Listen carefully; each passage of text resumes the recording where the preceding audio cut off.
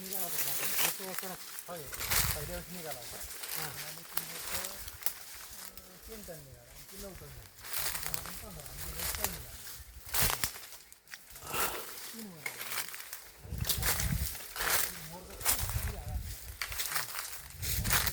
नमस्ते शेतकरी मित्रांनो, आज 19 फेब्रुवारी 2026 आहे आणि आपण आज एका वेगळ्या शेतीच्या प्रयोगाकडे आपण आलेलो आहोत.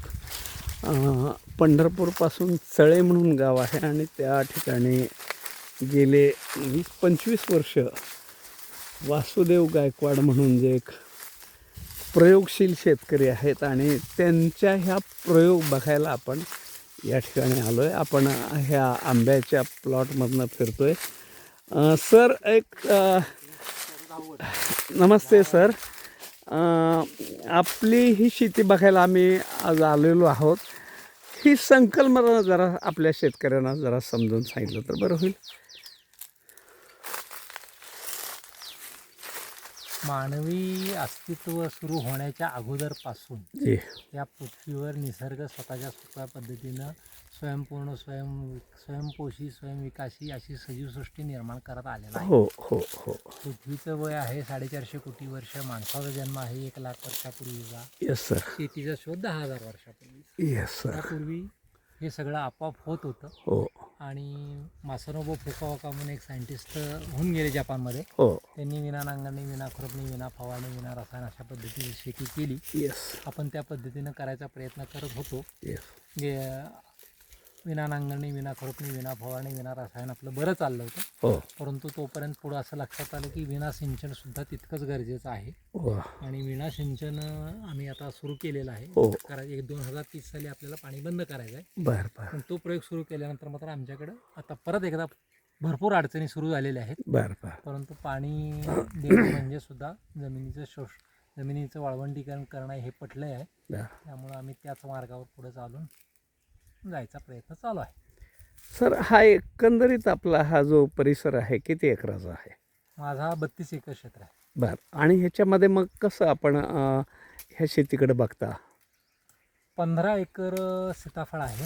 हो 10 एकर आंबा आहे. हो. आणि 5 एकर मी 2 वर्ष झाला काजू लावायचा प्रयत्न करतोय. पण ते पावसाच्या पाण्यावर काय झाडं जगत नाहीत, त्यामुळे ते मरतंय.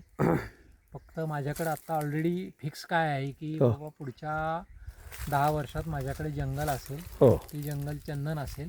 येस. माझं स्वतःची अपेक्षा आहे की मला आंबा, सीताफळ, काजू असं विविध फळझाडांचं जंगल करायचं आहे. परंतु त्याची मला गॅरंटी नाही. जंगल असेल आणि ते चंदनाचं जंगल असेल एवढं मात्र गॅरंटी आहे. कारण मी चंदन अगदी पावसाच्या पाण्यावर म्हणजे पाणी नसताना सुद्धा जानेवारी, फेब्रुवारी, मार्च, एप्रिल, मे वर्षातले जवळजवळ सगळे महिने मी त्याला पाऊस असो नसो वाढ होताना पाहिलेला आहे. त्यामुळे चंदन चांगल्या पद्धतीनं आणि चंदन कुठे येतं तर ते घनदाट जंगलात येतं. सोलापूर जिल्हा हा महाराष्ट्रातला सर्वात कमी पावसाचा प्रदेश असून सुद्धा जर इथं चंदन चांगले येते म्हणजे हा सुद्धा एक घनदाट जंगलाचा प्रदेश आहे. आणि असं घनदाट जंगल करायचा माझा प्रयत्न चालू आहे. Yes sir. आपण जे आता आपण म्हणाल की आंबा आहे, सीताफळ आहे, ह्याचं ज्याला म्हणू आपण पुढचं जे आपण प्रक्रिया म्हणू किंवा त्याच्यामधलं जे पुढचं मार्केटिंग म्हणू, ह्या संदर्भात आपण काय सांगाल शेतकऱ्यांना? आम्ही पहिल्या वर्षीपासूनच आंब्याचा पल्प करतो. बरं. आमचा आंबा हा 100% नॅचरल असल्यामुळं येस. त्याची स्वतःची अशी एक विशिष्ट स्वाद सुगंध आहे. Yes sir. त्यामुळं बाजारात जेव्हा आंब्याचा पल्प प्रिझर्वेटिव्ह वापरून, साखर वापरून केलेला असतो, तो साधारणतः 150 रुपयेपासून किलो विक्रीला उपलब्ध असतो. हो. परंतु आम्ही मात्र आमचा संपूर्ण नॅचरल आंब्यापासून तयार केलेला, विना साखरसुद्धा आम्ही टाकत नाही. Yes sir. आणि त्यात कुठलंही बाकीचे प्रॅक्टिसमध्ये कुठलीही केमिकल्स नसल्यामुळे ते अमृत आहे. बरोबर. त्यामुळे तो आम्ही 550 रुपये किलोनं एका NJ फूड्स म्हणून कंपनी आहे त्यांना देतो. ते त्यांच्या ब्रँडनं मार्केटिंग करतात. हो. ते पुढं 1500 रुपये MRPनं विकतात. जी सर. त्यामुळं यात म्हणजे आम्हाला थोडंफार म्हणजे जनरली प्रोसेसिंग हे वाया जाणारं शेतमालाचं नुकसान थांबवण्यासाठी असतो. परंतु आमचं मात्र व्हॅल्यू ॲडिशन होतं ह्या प्रोसेसिंगमध्ये. Yes sir. आणि आम्ही आंबा स्वतःच आमच्या नावानं मार्केटमध्ये बॉक्स वगैरे भरून पाठवून विकतो. Yes sir. आता सीताफळाचाही आम्ही पल्प तयार करायचा प्रयत्न करतोय, हो परंतु अजून सीताफळाचं काही मार्केट आमच्याकडे आलेलं नाही. पण परवाच एक बर्वे म्हणून आहेत, हो. त्यांचं स्वतःचं आईस्क्रीम, त्यांचा दावा आहे की मी इंडियात सर्वोत्तम आईस्क्रीम तयार करतो वा. क्वालिटीचं. बर. आणि त्यांनी तुमचा काय असेल त्या दराचा मी पल्प हळूहळू पुढच्या 3 वर्षात संपूर्ण सीताफळाचा घेतो असं जी त्यांनी सर. सांगितलेलं आहे. बरोबर. आम्ही स्वतःही पंढरपुरात माझी मुलगी आईस्क्रीमचं वगैरे दुकान टाकणार आहे. Yes sir. त्यामुळं म्हणजे 100% नैसर्गिक अन्न म्हणजे अमृत आहे. बरोबर. अमृताला व्हॅल्यू नसते, बरोबर. परंतु त्याचं मार्केटिंगही लगेच होतं असं नाही आहे. आणि ह्या सर्व पद्धतीत महत्त्वाचं म्हणजे हे आहे की आम्ही फार पैसे मिळवतो असं अजिबात नाही.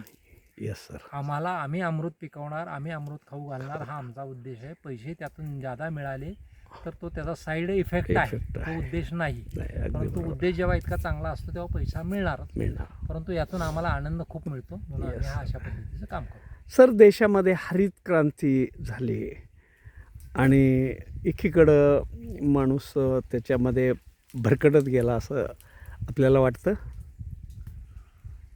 मी बाकीच्यांचं काय बरोबर काय चूक ह्याच्यावर मी काय भाष्य करणार नाही. जी. परंतु गांधीजींनी सांगितलं होतं की आहार हेच औषध. हो. त्याला आता पुढं अजून म्हणतात लोक की आहार हेच औषध जर नसेल हो तर औषध हाच आहार. आहार आहे. अगदी बरोबर. अशी परिस्थिती आपण पाहतोय की 50 नंतर जे काही मिळेल. Yes sir. अरे 10-12 वर्षाच्या मुलांना सुद्धा आज आजार आहेत सर. काय मी माझ्यापुरतं सांगू शकतो की माझ्या फॅमिलीत संपूर्ण गेल्या 15 वर्षात आम्ही कोणतंही औषध गोळी आणलेली नाही. Very good. माझं स्वतः मी गेल्या 15 वर्षात कुठलंही म्हणजे आयुर्वेदिक सुद्धा औषध वापरत नाही. आपल्याला बऱ्याचदा काय होतं की नैसर्गिक म्हणजे सेंद्रिय शेती म्हणजे काय तर आयुर्वेदिक औषधं किंवा नॅचरल वापरायचं, पण तसं नाहीये. स्वास्थ्य जितकं सुधारलं पाहिजे शेतीचं आणि माणसाचं की त्याला औषधाची कोणतीही गरज पडली नाही. बरोबर सर. धन्यवाद. आज आपण वासुदेव गायकवाड सर जे ऋषितुल्य मानलं जातात ह्या क्षेत्रात, नैसर्गिक क्षेत्रामध्ये, आणि त्यांच्या बागेला भेट देण्यासाठी आपण सावता महाराज आंबाबाग अरण, तालुका माढा, जिल्हा सोलापूर या ठिकाणी आलो आहे. माझ्याबरोबर बारामतीचेही काही प्रयोगशील शेतकरी आहेत, तेही आपल्या या बागेला भेट देण्यासाठी आलेत. आम्ही आपल्याला विनंती करेन की सर, एक वेळ आमची बाग बघायला आपण या. त्याच्यामध्ये काही त्रुटी असतील तर त्या संदर्भात सुद्धा आम्हाला मार्गदर्शन करा. धन्यवाद.